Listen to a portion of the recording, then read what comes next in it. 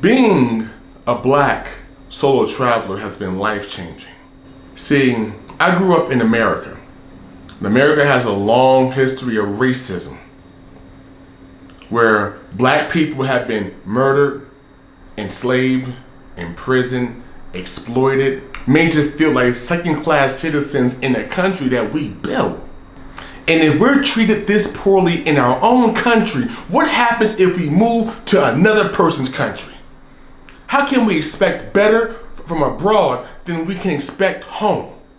So there's a natural fear and concern with the idea of leaving America and going elsewhere.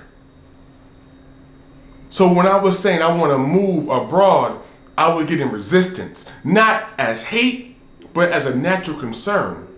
That might not be the best idea. I've heard this, I've heard that. You're not going to be accepted there. And when you break free and you take the risk and chance to see, and you realize, oh, this is good.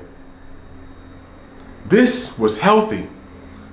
I moved to Thailand and I was embraced with nothing but love, respect. I feel more at home in Thailand than I do in America. Why? Because black people are not being shot by police. We're not in the news being portrayed as murderers and thieves and drug dealers and criminals. We're not being portrayed this way. You're not seeing black people, well, you get what I'm saying. We don't make the news in Thailand. When I come back to the States and I say, hey, I live in Thailand, the eyes, they get wide. The ears, oh, they perk up. Doesn't matter if you're black, the white, the Hispanic, they want to know, how'd you get to Thailand? What's it like? That's amazing. I didn't know people did that.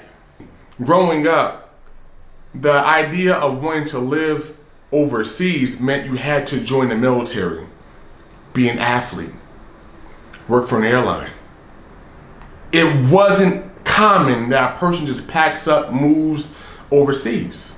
And I can tell people in their 20s, 25, 18, 19, 15-year-olds. I live in Thailand. Now I live in Mexico City. Hey, I've been to Hong Kong. I've been to Malaysia.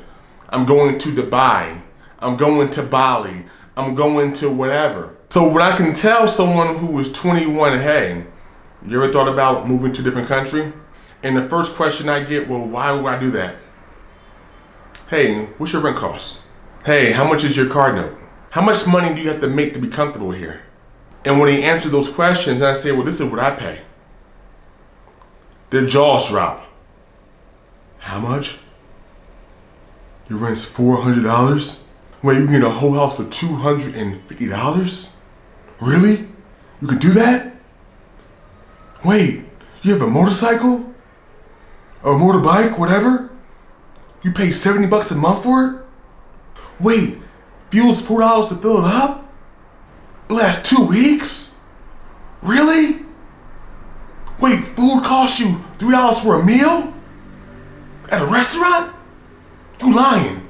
Wow! I think I want to move. That's the response that I get.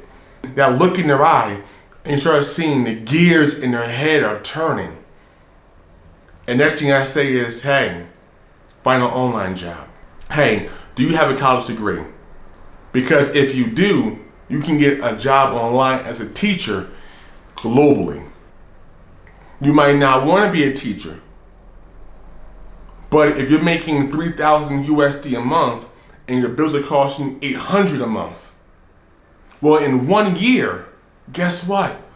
You have enough money in the bank to write your own ticket and go pursue whatever dream you have. Hey, you're getting beat down right now in the States. You're having trouble figuring out your path. You're struggling to make ends meet. Hey, move out of America for 6-7 months. Move for a year. Get up out the States. Because if you leave the States, it slows the bleeding down.